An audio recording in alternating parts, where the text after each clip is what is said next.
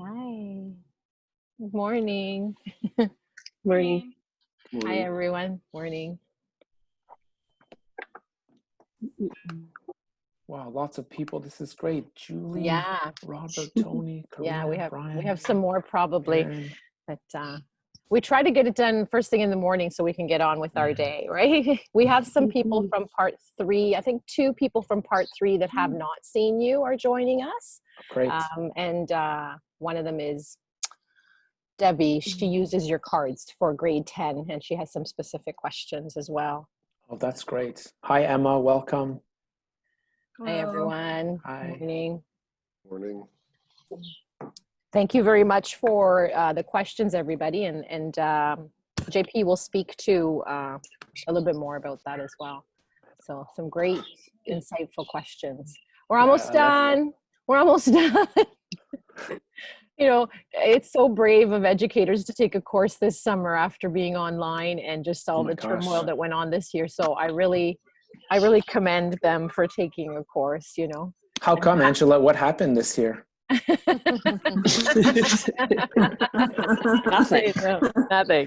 Nothing. It was about the strike. We need to be able to laugh a little bit, right? Yeah. There was my daughter's teacher sent her something, and it was a smiling activity, and I saw her doing it. This was up in May, and it was telling them to smile and see how it feels in their body, and then do the frown and see how that feels. And so she was doing it with me. So every once in a while, when I have my not so happy face with her, she's like, "Mommy, do the smiling. You know, it'll make you feel better."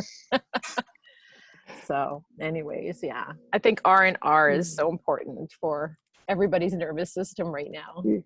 Sorry, I say especially educators because of who we deal with. But so I think, let's see how many we have. 22. So I have a total of, the 22.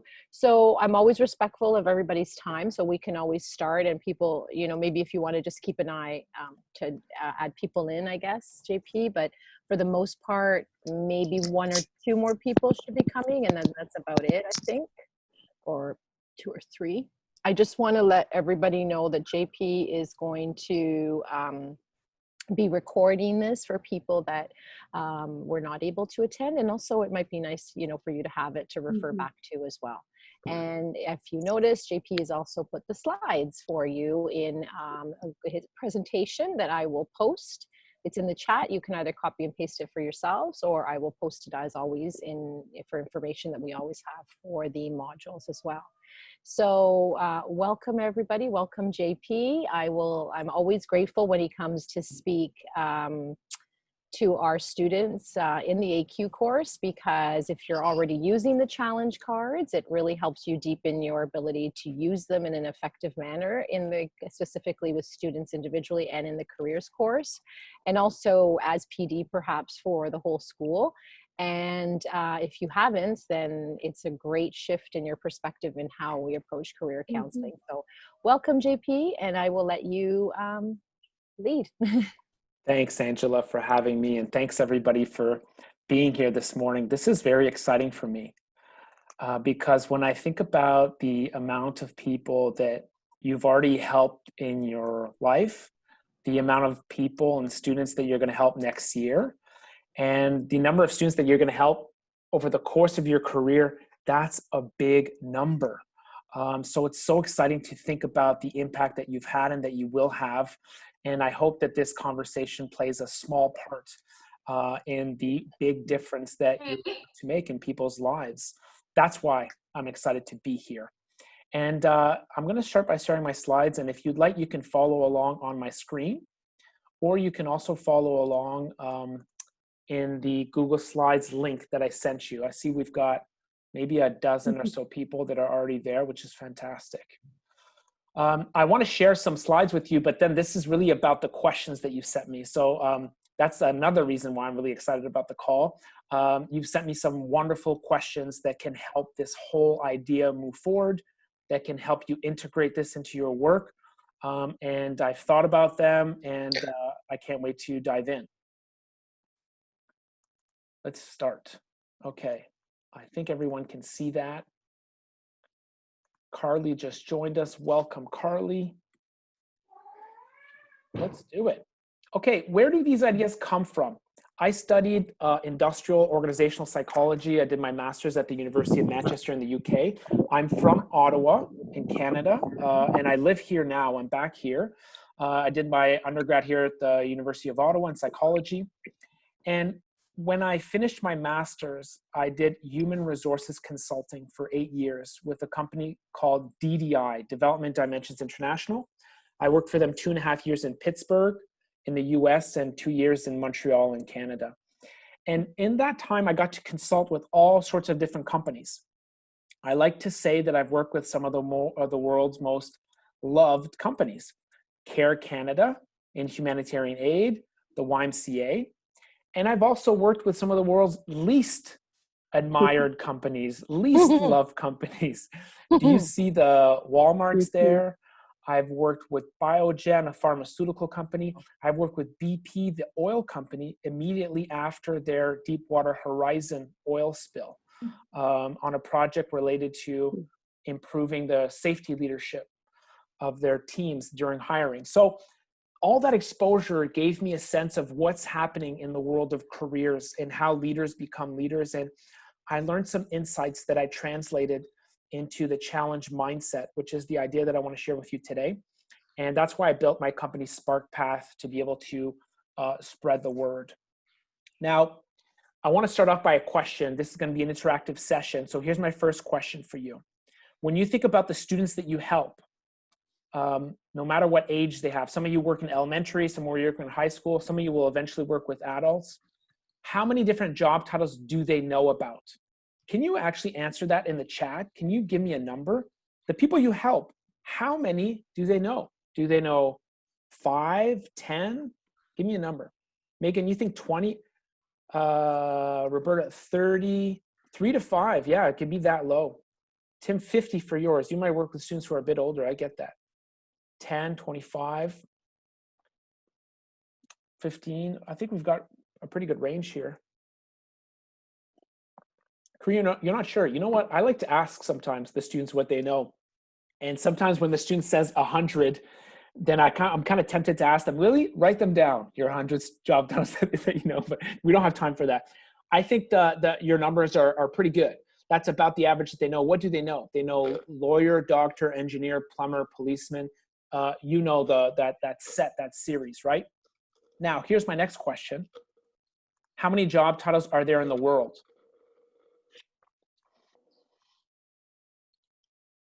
Again, can you use Zoom to give me a guess? You guys know 20,000? How did you know 20,000, Robert and Tim? You've got some specialized knowledge. I'm impressed. You're right. There's at least 20,000 job titles out there, according to my research. Sometimes I've seen other research that says double that. The goal with this slide is I'm trying to identify a problem, a huge issue. So Robert, you watched the video. Good, I'm glad. That's sharp. What's the problem we just identified? Well, basically, your students only know a handful of the job titles that are available out there. And I would venture to say even us, the people on this call, the experts, the most knowledgeable people when it comes to jobs, our number's not even that high anyway. We don't know all 20,000, and even memorizing the dictionary of job titles is not a realistic option. So that's not the only issue if you make job titles the central component of career development. Not only are there too many to keep track of, the ones that your students do know, they focus on prestige and salary, sometimes TV characters that they've seen. We also know that job titles are going to change. They're changing. Some of them don't even exist yet. And when I was working with human resources departments, what I learned is that they're struggling to write job titles, to write job descriptions, because they're changing so fast. Things are changing so quickly in organizations because of technology changes and other factors. So if you show up to schools and you make career job titles the central component of your intervention, you might run into some of these issues. And the reason I bring it up is because that's actually been a central component of career exploration for so long. But I'm hoping today that we break that cycle. And I need your help actually for that to happen. So I've already got an ask of you in that sense. Okay, The invitation I want to extend to you is, what if we look beyond job titles to challenges, problems, and opportunities that your students could work on? For example, they could work on ending extreme poverty or creating new artificial intelligence. Or they could they could choose to redesign the healthcare system or improve sustainable energy. I actually like to do an activity like this that's called the Challenge Face-Off, where on Zoom, your students can vote for a challenge or another. If you're in the classroom, they can stand up and vote with their feet to go to one side of the room or the other. And then they engage in debates about which challenge speaks most strongly to them, which challenge would they choose. And it's amazing to watch these kids light up and speak about the impact that they want to have on the world. I call it the Challenge Face-Off. And the idea behind the face-off is that students get to explore challenges that they want to work on.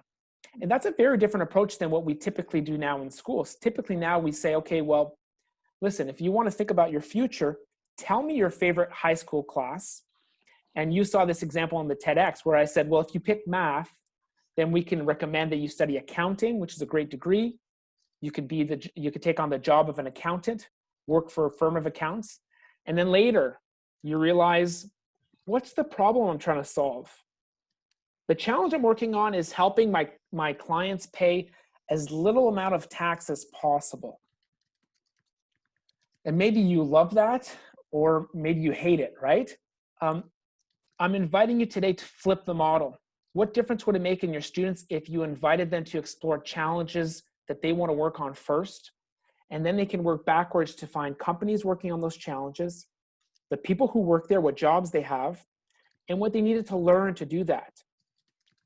Then you're giving them a sense of why. Why am I even taking this class in high school? Well, you're going to learn something important that will help you contribute to a challenge that you care about. And that's an important message for their levels of engagement. So the way that I've done that so far is through a tool called the challenge cards. This is just one of the ways that you can do it.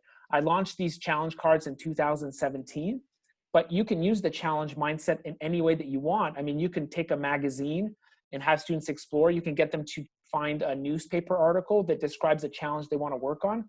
There's so many different ways you can do it. My tool of choice has been the challenge cards because it's engaging, it's fun, it's easy to do, it's colorful, it's intuitive, and students have really liked it. So the idea with the challenge cards is students get to pick what speaks to them. And then they get to do all sorts of research. I'll give you an example of the kind of research project that I recommend that they do. I pulled that up for us. Let me see. So for example, if a student decided that they want to improve mental health, that's the challenge they want to work on, which by the way is one of the most popular choices. Then we can get them to work backwards to see, okay, well, which companies are working on that now? Okay, we've got the World Health Organization. There's an app called Headspace. Who works there? What job titles do they have? What interests you about each one? Who are the people that you found that are working on this now? A lot of this information is public now that they can find, for example, on company websites, on LinkedIn. And then what did they need to learn to be able to do that? And that could lead them to thinking about skills, experiences, and education. I think you're probably seeing some links that there are between this and the curriculum that we have to teach in the grade 10 careers course, right? And then the last step, one of my favorites, is I recommend that students reach out to these professionals to talk to them. You might have heard this being called an informational interview, or just getting coffee with someone, or just having a Zoom meeting. But I also recommend that. What you're seeing now, what I'm showing you is the challenge profile, which each student gets after they do the challenge card sort online. So what difference does this make in their lives? Well, we're talking about students who are very anxious about their future. I think some of their anxiety is linked to the fact that they think they need to pick one thing for the rest of their lives. So one of the studies that we did is we got 100 students to rate before and after the challenge card sort, how prepared they were to have a successful career. Before the one class, 40% of them said they agreed or strongly agreed that they were prepared. That number doubled after the session. And this is one 60-minute class. I believe the reason that it doubled is, you know, that slide I showed you, the cascade of challenges, companies, jobs, education programs, they've never been shown that track before, that way of looking at it. So I think once they see a roadmap, it makes them feel more prepared. So that's some of the impact. And I've been sharing this method with as many people as I know, because my mission is really to change the way we prepare people for their future. So I reached out to an author, a best-selling author called Adam Grant. He wrote a blog post at one point in the New York Times about, like, stop asking kids what they want to be when they grow up, because I think he also sees the problem with job titles. I sent him the challenge cards, he played with them, and he gave me this nice quote to share, you know, when it comes to his thoughts. So that's one of the ways I'm trying to grow the movement of the challenge mindset. I like Adam Grant, by the way. That's an author I'd recommend. A lot of grade 10 teachers that teach the careers course in Ontario and in other places have been using this to teach the curriculum. I've mapped out specifically which parts of the curriculum that they hit and how, and we keep building more and more lesson plans for people who want to use the challenge mindset. This is because I've really grown this idea side by side with the teachers who've used it. What this means is that the original deck I made in 2017 has changed based on feedback and recommendations from people like you who said, you're missing something, change this, because obviously you're close to students, so you really know what they need. And I'm a big fan of listening to what you think about this, as you'll see. This is the message that I'd love for your students to learn in the fall. I think right now they're discouraged. They see big problems in the world. You know, you can name anything you want. You can name COVID, you can name racial tensions, you know, that are happening in the US and beyond. And I think they've lost track of the fact that the world needs them to fix these issues. And what happens is when they discover this, they get a sense of hope. And I think in the fall, you're going to meet with a lot of students that have lost hope. You might have already done that in the spring. And I would love, you know, to hear about this kind of change that's happening in schools. This is what the challenge cards look like. There's 12,000 decks of cards in use all over the world. Ministry of Education in Singapore is using this in their schools too. They're being used all over Ontario and in the US. And when educators buy the challenge cards, I think they're $50 for one deck right now, and they go down to $16.30 per deck when they're bought in bulk. I'll give you a link to my website if you want to check that out afterwards. Now, the way that people are implementing in the curriculum is as follows. The students are watching the same TEDx talk that you did. Even though you might have heard me clearly talk about parents and teachers, surprisingly, students get it. You know more than me whether or not the TEDx talk is a fit for them, but it's happened. One of the best ways I've seen this done in the spring is that a teacher used Flipgrid, and they said, okay, go watch the TEDx talk and then record a Flipgrid video of yourself with your comments about the TEDx talk. What did you like? What did you not like? What questions do you have for JP? And then they shared that with me and I replied to them. And that was a great exercise I found. And then on Tuesday, for example, they do the card sort. If they don't have the challenge cards and they're doing this on their own, this is when they're researching news websites, when they're looking at magazines and trying to find problems they want to solve. Some of them have already dealt with problems elsewhere in the curriculum and they bring them in here. Wednesday is the most important day in this curriculum suggestion because this is the debrief activity where you ask students, why did you pick this challenge? What does it mean to you? What impact do you want to have on the world when it comes to this? What skill do you have that could contribute? And this is where your magic makes this come to life. The activity doesn't work without you guiding them through that process. You may ask them just to, fill out an essay, fill out a survey online, or answer an essay prompt, meet with their peers to do this, but this is a key part. And then Thursday, Friday has online research components. And then there's a ton of other ideas if you're going to go deeper and do this in a second week. And I can go into detail about that if that's what you want to talk about later. So the goal is that when students learn the world needs them, we want them to feel empowered and we want them to take meaningful action towards their future. That could be researching online, talking to someone, and starting to collect things that they like and might want to do. This is very different results than what's been recommended in the past. In the past, the results were you get a 14-year-old student to commit to one job title that they will hold for the rest of their lives. If that sounded strange, the way that I said it, it's because I wanted it to. It might sound strange to do that, but our field really, we're growing from that stage of a field where we were matchmakers.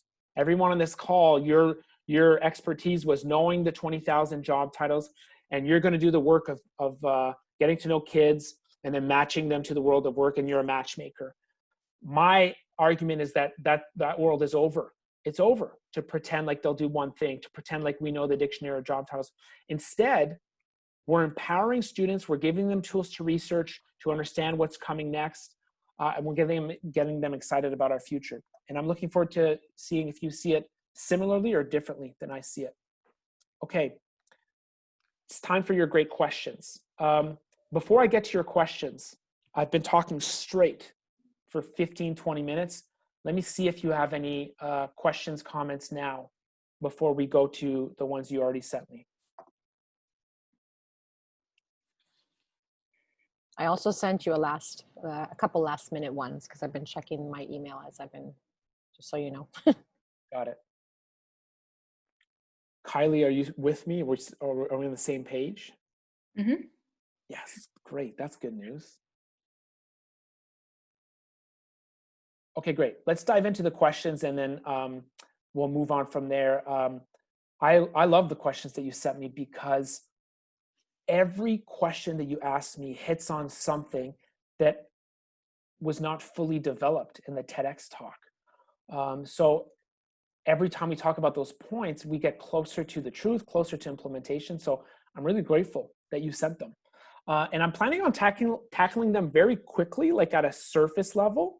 And then we'll go deeper on the ones that you want to go deeper on after that. Let's give it a shot. Okay.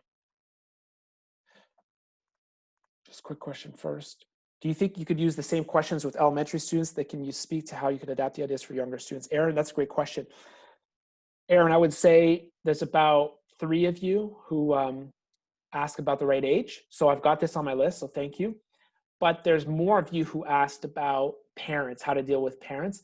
And I really empathize with you about how difficult it must be to work with students who are being limited by their parents. So we're going to deal with that. I don't want to do that first. So the first thing I want to talk about is equity, because we're gaining traction in the education world to address equity issues. So I want to deal with one head on. If you think some of your students are coming from, let's say, an underprivileged background where they have not been exposed to a bright array of maybe positive influences, or they haven't been exposed to a variety of opportunities in the world of work, if you ask them to complete an interest-based test based on what they're interested in now, it will reflect what they already know. So at a time where you should be broadening their horizons through the interest test, you're going to be doing this. You're going to be limiting and focusing them on what they already know. In that sense, you could argue that the interest-based test would reinforce the status quo of where things are at currently. And to me, this is a huge issue that we need to deal with. So I'd love your help to broaden students' horizons instead of pigeonholing them at a young age. The second thing I want to talk about is some mental health issues. A lot of students have lost track of their sense of agency and how they can impact the world. And this tends to have a negative impact on mental health. And you might already be familiar with the body of research that's accumulating around the link between mental health and career exploration. If you're interested in that, I've got a bunch of slides and references that I can send you. But I just wanted you to be aware of that the work that you do around careers is linked with positive outcomes around mental health. And maybe you've already covered that in this course already. So if you did, good. Okay, let's do parents next. Parents. So you've got parents who have huge ambitions for their students for their kids, what are they related to? I like Dr. Shefali. What's Dr. Shefali's last name? I really like this author's point of view on this. She says, in broad terms, you parent in two ways. Number one, you give kids something that you didn't have when you were young. Or second, you give things something that you had when you were young and you really liked having that, okay? So her argument is these two things have, like, your childhood have nothing to do with the kid that's in front of you.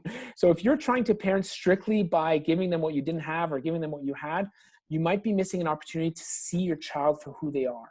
So that's part of like what we're dealing with parents, right? Like some of their hugely ambitious goals for, their 4 kids to each become orthopedic surgeons might be related to something that they have in their heart. So first of all, let's empathize with the parents. That may be what's going on. The other thing I wanted to share with you is that the research says that parents are still the biggest influence in students' lives. That's important to say because so far they have a bigger role than we do. And that's kind of a tough pill to swallow given your level of expertise, but it's the reality for many different reasons. So that's another part of the story that we need to be aware of as we're stepping into this work. The third thing I want to say is just kind of doubling down on how important your work is. Some of your parents want their students to become doctors. The parts that you already know is that the chances of them, becoming doctors, it's a competitive thing to do. You need to be, top of your class grades wise.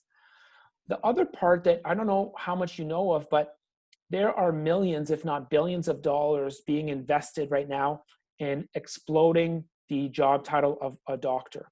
What do I mean by that? You know how much a doctor is being paid. It's a lot of money. There's a lot of technology companies that are saying, what if we broke up the role of doctor into 8 different sub-jobs? Let's give nurses more power. Let's create a new position that is only about empathizing with clients in bedside manner because, not all doctors are able to do that. Let's create a subset of skills for doctors for people who only assess, only diagnose, and they're doing it in partnership with AI. So those people are really analytical and they know how to work with technology.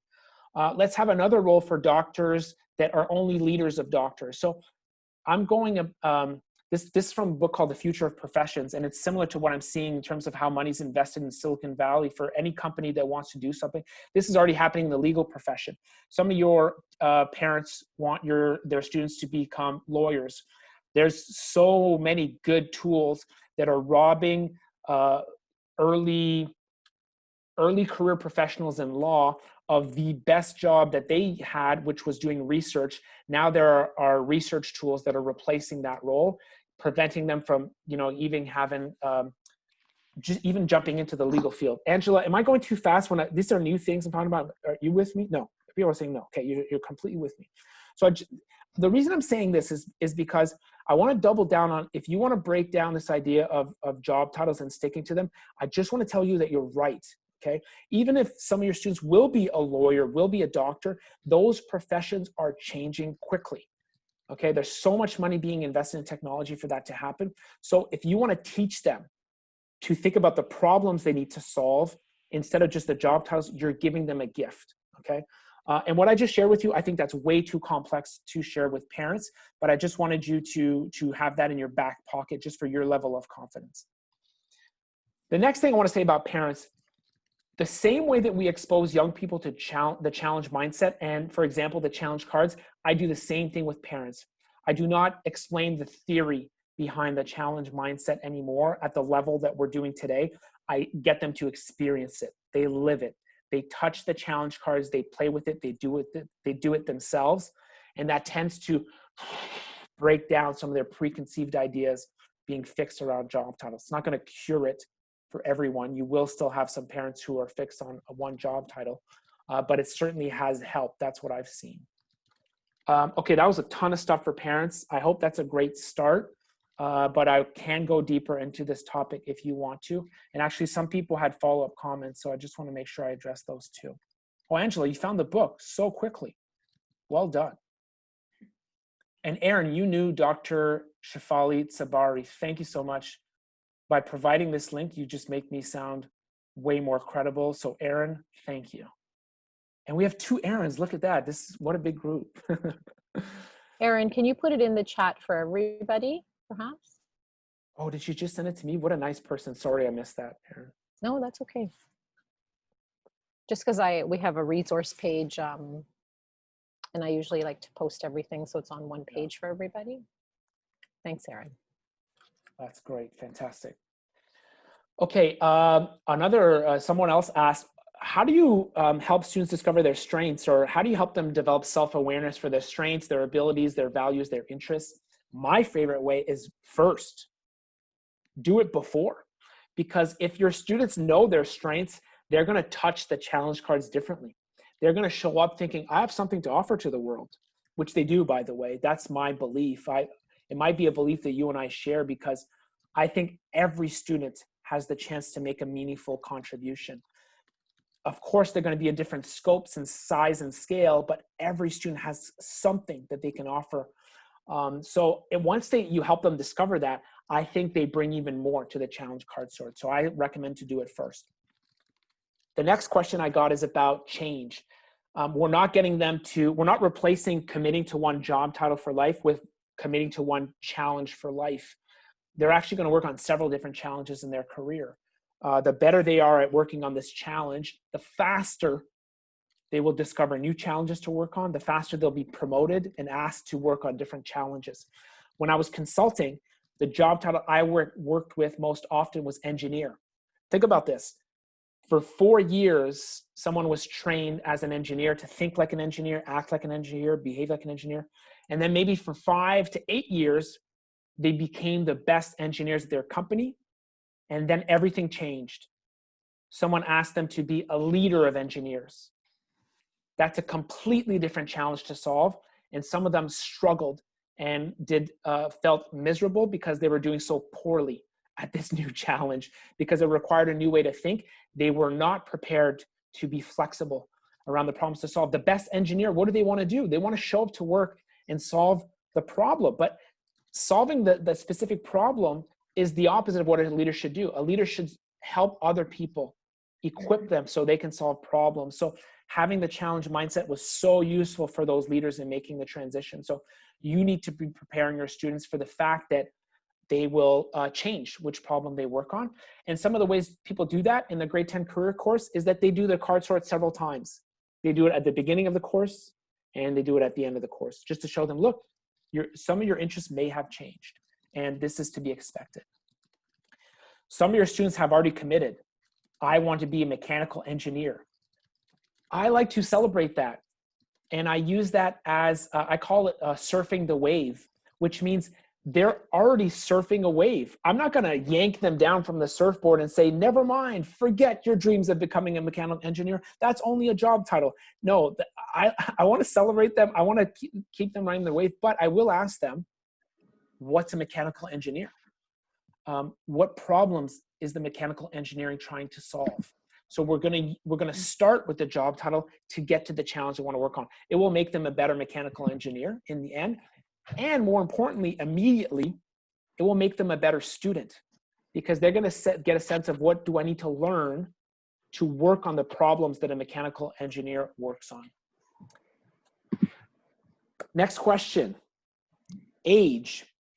What's the right age to do this? Different ages have different needs. I wrote this for grade 9 reading level. Colleges and universities are the fastest ones to adopt the challenge mindset. And elementary schools are using it, especially in Ontario, just because I'm based here. Why grade 6, 7, and 8? Why would you use it with students that young? Well, you're not getting them to commit to one job title. So this is not the old school career exploration. I'm just going to put you on mute, Rob, in case we're getting some feedback. This is not about getting them to commit. This is about inoculating them against the job title mindset, so that at an early age, they start understanding, oh, I'm going to work on some interesting problems in my life. Oh, I get to learn something important that I care about. And they don't get into that anxiety in high school and beyond about choosing one thing. So I like introducing them to this idea early. And since it's presented in such a fun, engaging, accessible, intuitive way, even young people can sort cards. Even young people can choose one option or the other. Even young people can explain why they like a challenge more than another. And I didn't know that at the beginning. I learned that because teachers decided to use it with students that are much younger than I expected. What do you do with students who don't care, who are discouraged? Some of these things are worth addressing, and some of these things aren't. Let me explain what I mean by that. You have the wisdom to know if you should pause before you embark on teaching the challenge mindset to address some important issues or not.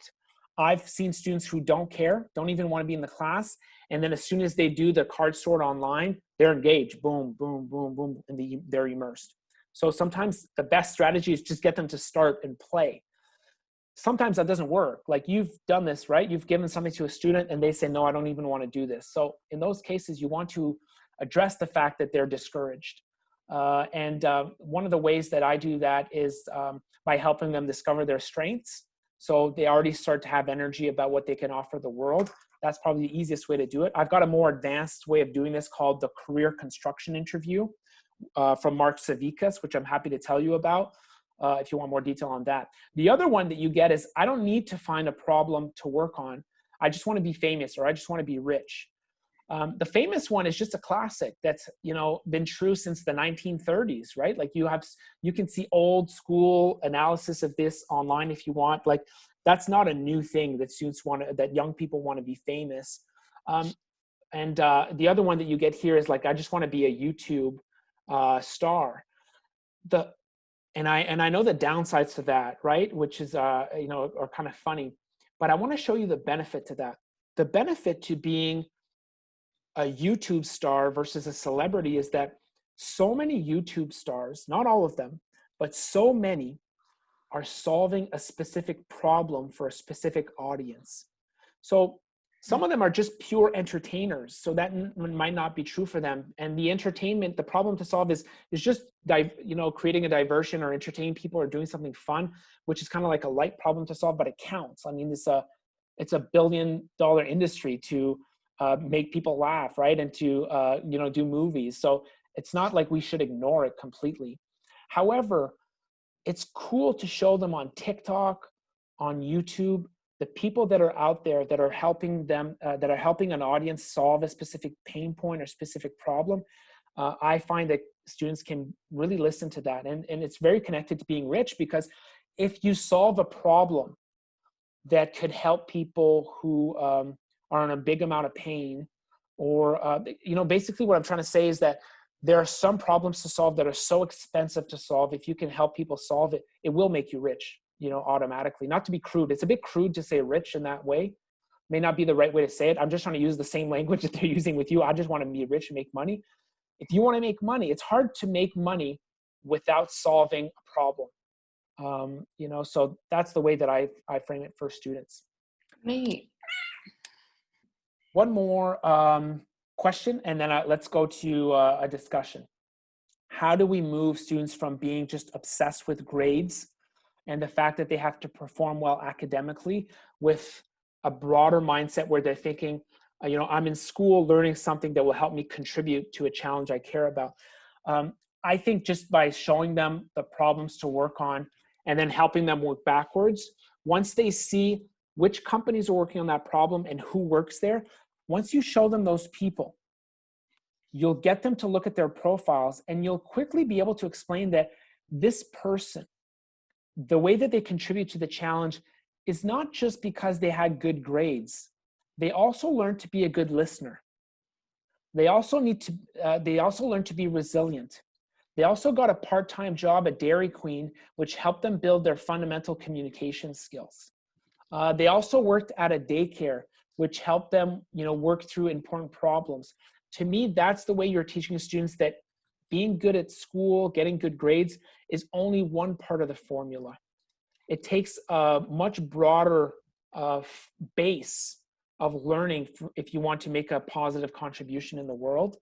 And that's the way I've seen teachers share that message. Okay. I would love a volunteer to share a comment, question, reflection, a counterpoint to something that I've said, because then I would get to take a breath, and I really need a breath right now. Maybe Julie, you had asked me a question, a late one, so I'm not sure if you wanted to, because I'm just checking my email here, so feel Yeah, free. no problem. I actually had a question because I know most of yours is based on presenting here's a series of challenges. Outside of hoping to go into guidance, I also teach in science, and we do a lot of career exploration throughout all of the units and strands we teach, whether it's with like my grade 12 biology class or even like the grade 10 science. Is it possible to even like present challenges that kind of fit with all of the different subject matter we're teaching within science, and then have students explore that way versus pick what you're interested in, kind of have them explore challenges that way? Because I'm kind of, as you've been talking, the wheels have been turning in my head of changing the way we do, let's look at jobs related to science for next semester. So yeah, just kind of thoughts on that. Yeah, I've got a lot. I think I can't help it. But the first thing you said to me is like, oh, I'm already teaching careers throughout my curriculum. So now I know what type of person you are. So it's like you're already making that work, which is fantastic. So I think because you're that type of person, I think you already know the answer to the question, which is absolutely, it's a great idea for you to do that. And I think if you're rethinking how you're doing careers, one piece of that is the job title, right? You might have said the word biologist out loud to your students. What's a biologist? I can tell you right now that a biologist at one company could look extremely different from another company, and you'd be doing them such a service. What a gift if you could explain the problems that a biologist is equipped to work on, and then showing them a breadth of examples. I think that's one thing to do. And the second is the one I think you've already guessed because of the question you asked. You can literally start your lessons with big problems that exist in the world, whether in the news and the media or you think they're important. An easy one is the environment. And by framing a problem and showing students what they need to learn to be able to do that, you're just creating a huge appetite for them acquiring that knowledge. You said science, you didn't say math, but somebody else, I believe, sent me a question about math. I think it's extremely relevant to math as well, because you're going to have a student that says, why are we learning this boring formula? And by using the challenge mindset, you could tell them in the future, everything will have the internet. Okay.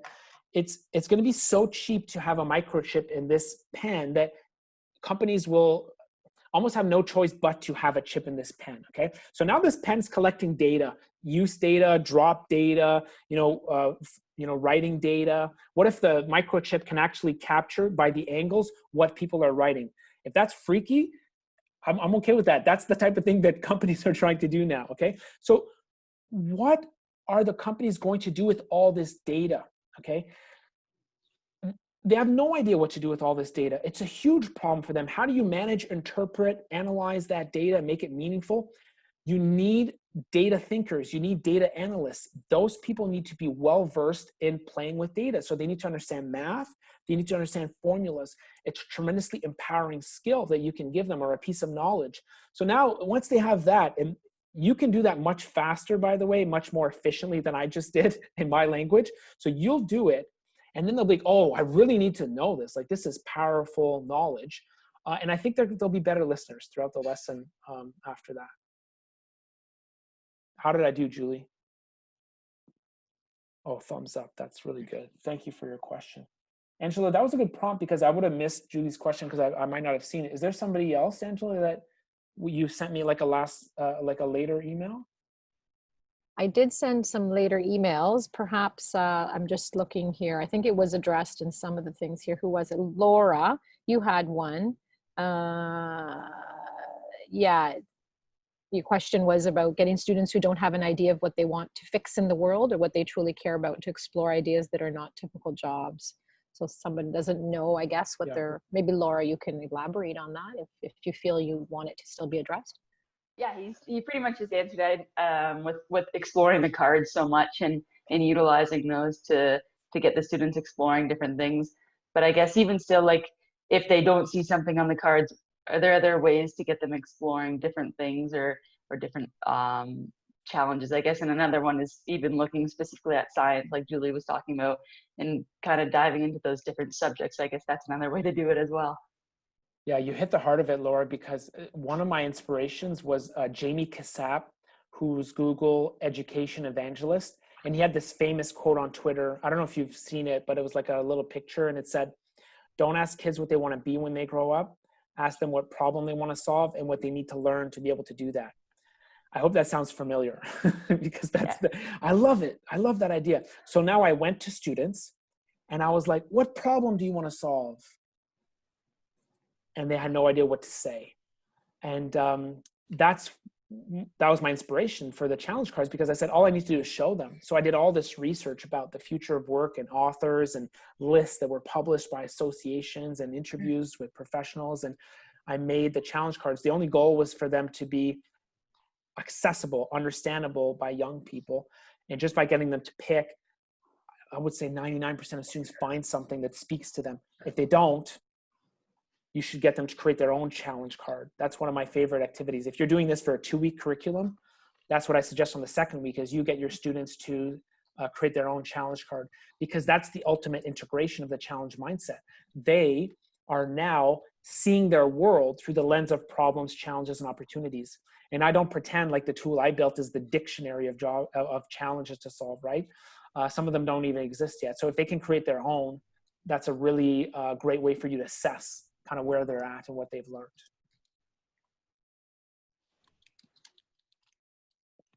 Okay, great. I've got a question. Oh, you've got another one, Angela? I've got one. Yeah, go ahead. And then Deb had one too, which I think you may have addressed already, but go ahead. Let's go with Deb, because Deb, you said you've already started using, wait a second, I don't see Deb actually. Deb, yes. Oh yeah, she's here. on, yes. Yeah. Deb, you've used the challenge cards before. How did it go, if you don't mind sharing? Yeah, thank you. Thanks for all the talk and the slideshow. It was really interesting. So I'm in part 3, so hi everybody. Just joining you.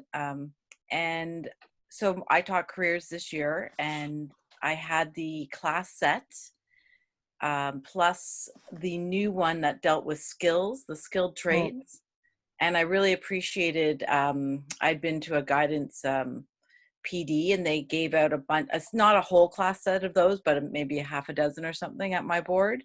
So I was able to let students choose between the original set or the skilled trades, which I found was very helpful. And then for every student, I just had them put all the cards out on their desk. And again, but I felt like I've learned so much more today, because I felt like it was a good start. It was a lot to do as an entire class. I see now I have better ideas how to implement it. I just did it for kind of like one day and another day of follow-up. But I felt that there was more. So the kids really liked it. So at the end of the day, I had them choose 5 challenges, and then we narrowed it down and flipped it over. And it was one of those pieces where they expanded their horizons and they learned more about different areas that they're interested in. So my question is, especially because we moved online, I didn't use the cards in my other sections of careers, but I saw in your presentation, is there an online version? Because as another person here said, what if there isn't a challenge that they're interested in? You know, what if they didn't find a favorite? What else can we do? And then I love, like, just with this pandemic, of course, think about all the new challenges that have been presented to us in the last 3 months that didn't exist to us 5 months ago. So with an online version, you know, is there a way to update it, does it exist? But I think I saw in your presentation it did. And I guess how to access that. Yeah, I guess you guessed the whole next direction. So thanks for sharing that, Deb. We made the online version in November. Okay. The University of South Florida in the US was the first school to use it. I think the University of Western Ontario was the second one. And now we have a whole bunch of high schools. I think we have 30 schools now that are using the digital version. And maybe about 4,000 students who have done it. And we've gotten great feedback about what it is. And one of the biggest advantages, besides being done digitally is they get their own challenge profile report, which I'll give you a really quick sneak peek on. What the other interesting part is now I can help students go further. A lot of teachers are collecting impact data about what difference this is making on their students, and that's quite useful. So it's often bought, like people can buy it for their own high schools, like a license for a subscription for a year, or they buy it at the school district level. So those are the two options. And I'll give you a feedback form at the end if you want to give me feedback on today, what you like, what you didn't like, what I should have mentioned. I would love your feedback. And then if you want to check out some of those tools, just let me know in the form. And my colleague Emma is actually setting up some pilots with schools next year. So people pay obviously for the digital challenge cards, but we want to collect even more information to help explain the impact that this is having on students.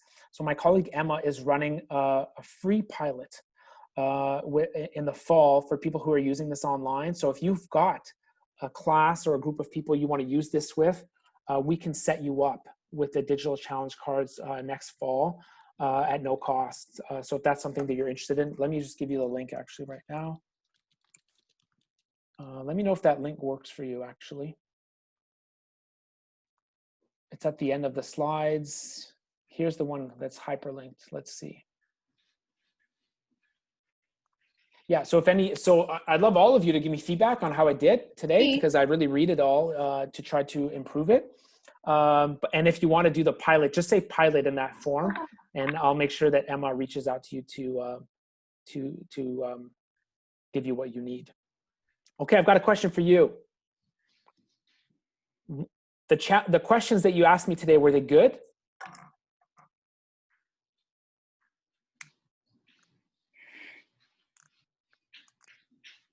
I think they were great. You asked me incredible questions because, like I said earlier, every question you ask helps us get closer to the truth, to how this works. Every question you ask addresses common objections. I think your questions, if people saw the answer to your questions, they could take the TEDx way further, way more seriously, and integrate into their lives. And I had asked Angela before the meeting if she could ask you to post your questions on the TEDx thread on YouTube, but I never told her why. So you probably don't know why I shared that. And I need to share that with you now because I forgot to tell you. I'm obsessed with this mission that we're talking about today. I quit my job to take this on, full time, to change the way we prepare young people for their success. And it's a pretty interesting learning journey. Think about all the things that I don't know that I'm having to learn to be able to do this.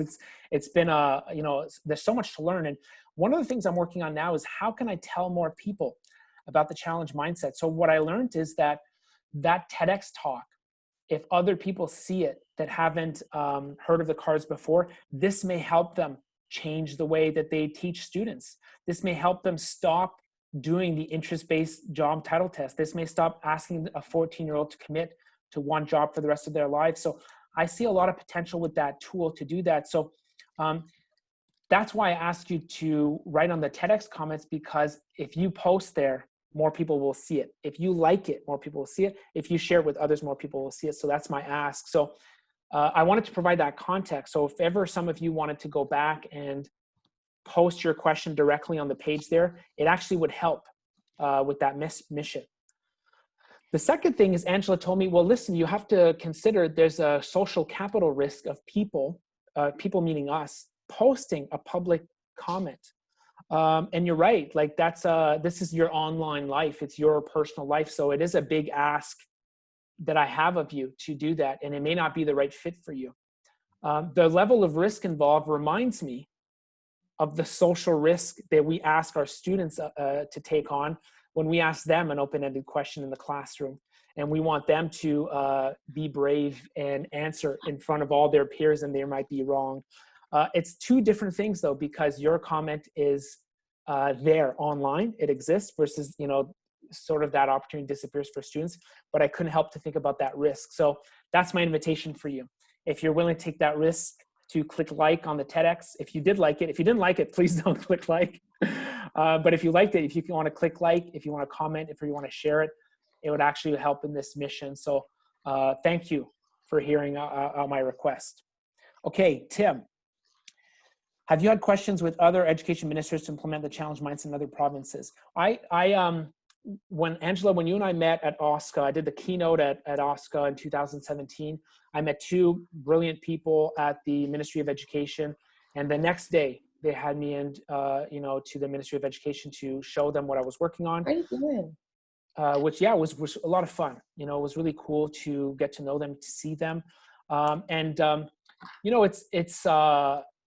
it's tricky for them to promote like one tool. So that's not something that they were going to buy into right away. But they were quite interested in the approach and the way of thinking about it. I don't know if that's how I will move my mission forward by partnering with the ministry.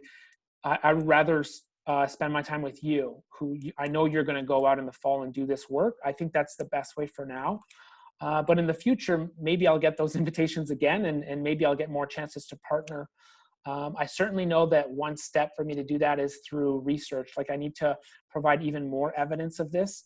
So those of you who want to do a pilot and you'll connect the voice of the students and how it's impacting them, that will certainly help in that regard. And I think, Tim, also you were looking at other provinces, right? Yeah. Is it other provinces? Yeah. Oh, okay. Yeah, it's definitely used in other provinces. It's used in the U.S. I don't know how to do a concise summary, but of all the different places that it's used. But it is used in other provinces. Yes. Yeah.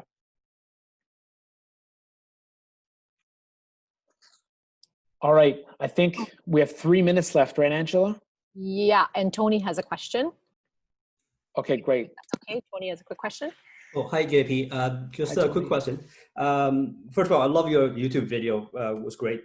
Thank you. I was wondering, is it possible a challenge a student picked could be, there could be misalignment with the challenge that they picked and the skill set or the strength that they have? So, for example, in the example you showed in the YouTube video about a student want to study algae by the coast of the water there, and it involved them to become a material scientist. What if they come back and say, okay, I need to take physics or chemistry, but those courses turns out to be too difficult for me, and I don't know, I'm not sure what to do now.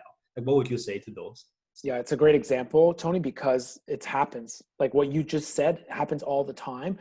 And I just want to acknowledge the gift that you would be giving them by guiding them in that process, because I've seen that happen 20 years later, right? Or 10 years later, not because they couldn't study material science and engineering. That's something very tangible right now, but for another reason of like them realizing this is not for me at all. It's not aligned with my skill set. I'm an execution person. I get things done. I have no, like, I don't like doing strategy, imagination, creativity, and that's what the role requires. So by you bringing that thinking down, you're giving them a huge gift. And we want there to be misalignment, because if there's misalignment now, it's better than 20 years later. So that's the first thing I'll say. The second thing is they have to find another way to contribute. And this is like, to me, the key to career transitions at all ages. Find a different way to contribute that's aligned with your strengths, your interests, your abilities, the courses that you like. And the example that I gave in the TEDx talk was for engineering better medicine. Maybe you won't be the microbiologist.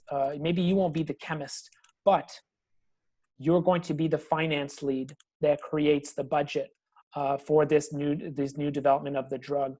You will be the salesperson. And I know that has a negative connotation, but you'll be bridging the gap between what the client needs. Like, let's say the algae is being sold to cities. You're going to be the salesperson that represents the company and says, let me find the best cities that are suffering the most from pollution from oil spills.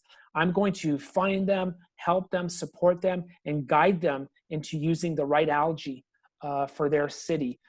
That's an important role, the sales roles. And I love the sales example for your question, Tony, because that's an example of something that it's really hard to discover unless you use the challenge mindset, because you're not teaching a sales class in high school, right? So it's like, it's not even in their frame of mind yet. They would need to do some exploration to discover that. So that's what I would recommend, is finding a different way to contribute.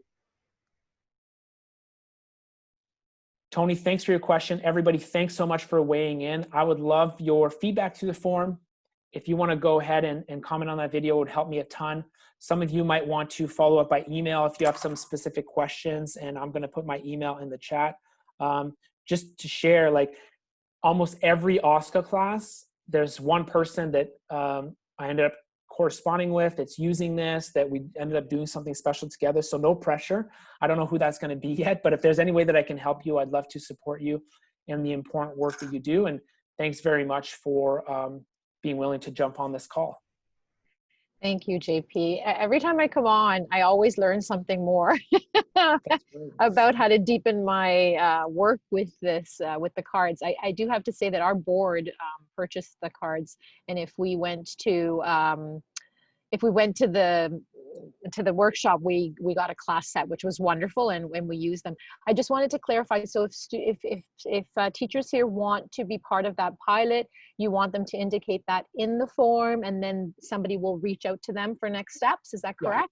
Yeah, okay. Exactly. Yeah. And everybody, as you can see, is saying thank you, thank you, thank you, thank you, thank you. And so you'll send me the link to the recording as well. Yes. And I know JP's always so gracious. He stays on for a few minutes. If anybody has any other questions, I don't know if you still have that time today, JP, or if I love staying on. I can't today. I've got another call. I know you had. That's what I thought. He just joined the Zoom now, but no I love doing that. And too bad. We'll do it the next time. I'll stay on, and if you have anything else, I can. You always follow up with JP by emailing him. So thank you very much, JP. Appreciate your time as always and the work that you do. Thank you. Great. Thanks everybody. Hope to hear from you. All right. Take care. Take care. Bye now. Thank you. Thanks. Thank you, everybody. If you have any questions, thank you kindly. He mentioned a lot of things that I'm going to post in the resources and in the modules as well. I was specifically interested in the connection between mental health and careers. We haven't had that. So any resources you have, I'll email you, JP. I didn't realize you're still on, but I'm still on only because I don't want to rudely end this meeting. That's right. You're the and kick everybody out. Could you imagine how rude that would have been? I forgot. It usually is me who leads the meeting. I forgot that you do that now. And I just had Aman just join the call. Aman's helps with the technology. All right. Thanks so much. So we're going to shut down the room and I'll restart it. Okay. Take care, guys. Thanks. Bye-bye. Bye now. Bye-bye, everyone.